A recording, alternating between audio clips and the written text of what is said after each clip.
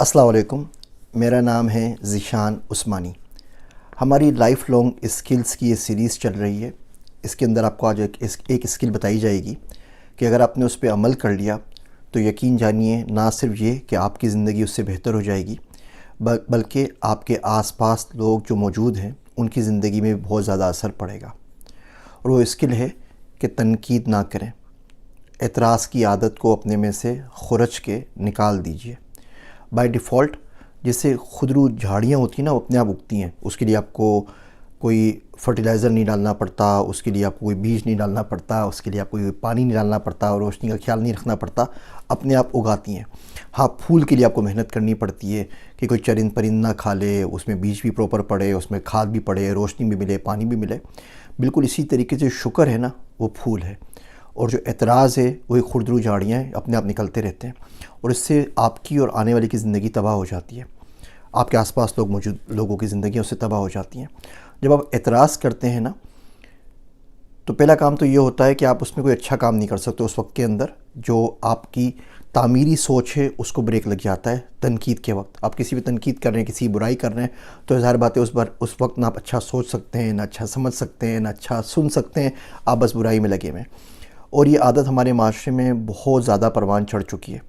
یاد رکھیے، آپ سے کام کی بات عرض کروں، میرا دوست عبداللہ کہتا ہے کہ کنویں میں تھوکنے والے کی پیاس چھن جاتی ہے، اور جو طلب ہے نا، اس سے بڑی شاید ہی کوئی نعمت ہے، طلب اور حضوری، کہ اللہ کا آپ کو خیال رہے کہ وہ آپ کے ساتھ موجود ہے، اور طلب ہو اس تک پہنچنے کی۔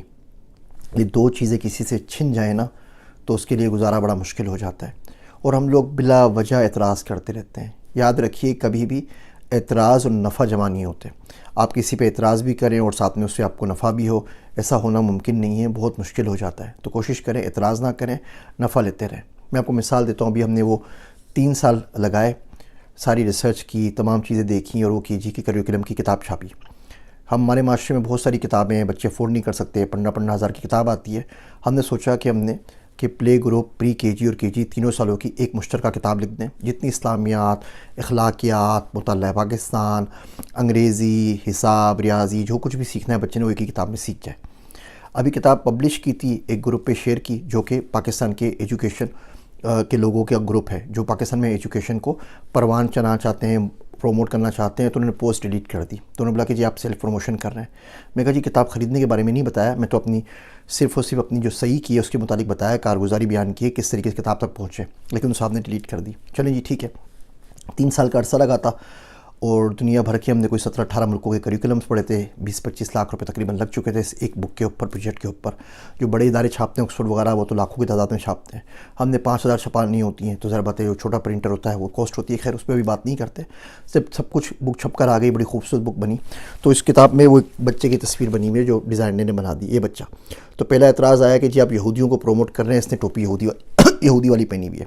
دوسرے صاحب نے کہا بچی نے جو اسکارف پہنا ہوا ہے گرین کلر کا ہے، تو آپ بریلوی مسلک کو پروموٹ کر رہے ہیں۔ تیسرے صاحب نے کہا کہ بچہ اور بچی کیونکہ کمر ملا کے بیٹھے ہوئے ہیں، تو آپ فحاشی کو پروموٹ کر رہے ہیں۔ اور یقین جانیے 24 گھنٹے کے اندر ہمیں 100 سے اوپر اعتراضات اور ای میلز مل گئیں، اور کتاب ان میں سے کسی نے نہیں پڑھی، کسی نے بھی نہیں خریدی۔ اب کتاب شپ ہی نہیں ہوئی تھی نا، تو پڑھنا تو بہت دور کی بات ہے، اس سے پہلے تمام لوگ علامہ بن گئے، ان کے اعتراضات شروع ہو گئے۔ اس کی وجہ سے ہوتا یہ ہے کہ جو تھوڑے بہت کام کرنے والے لوگ معاشرے میں بچے ہیں، وہ کام سے رک جاتے ہیں، وہ اس لیول کے اوپر ڈپریس اور ڈی موٹیویٹ ہو جاتے ہیں کہ بولتے ہیں کوئی کام نہیں کرنا۔ جب بھی آپ تنقید کریں گے تو فائدہ رک جائے گا، اور بندہ آپ کو بتائے گا نہیں۔ اب معاشرے کے اندر اتنا ٹائم کسی کے پاس نہیں ہے، اتنی کٹیسی نہیں بچی کہ بتائے کہ فلاں دن آپ نے مجھے یہ کہا تھا نا، اس کی وجہ سے میں کر رہا۔ اب وہ کیا ہوگا، آپ نے کبھی اعتراض کیا ہوگا، سال بعد کوئی جاب اپورچونٹی آئے گی جس کے لیے آپ پرفیکٹ بیٹھتے ہیں، وہ آپ کو ریفر کر سکتا ہے، جاب لگوا سکتا ہے، وہ کیا کرے گا کہ نہیں، اس بچے نے بدتمیز بچہ ہے، اس بچے کو ریکمینڈ نہیں کرنا چاہیے۔ اس اعتراض کی وجہ سے کون کون سے نقصانات کہاں آپ کو ہو رہے ہوتے ہیں، آپ کو اندازہ نہیں ہے۔ اور اس کے برعکس اگر آپ شکر ادا کرتے رہیں تو ان شکر ادا کرنے کے جو تمام فوائد ہیں ان کو آپ گن بھی نہیں سکتے۔ اعتراضات کے نقصانات اور شکر کے فائدے ہمیشہ خاموشی سے آتے ہیں، ڈھول بجاتے ہوئے نہیں آتے، تو آپ کو اس بات کا ادراک نہیں ہوتا کہ کب کہاں آپ نے کیا کھو دیا ہے۔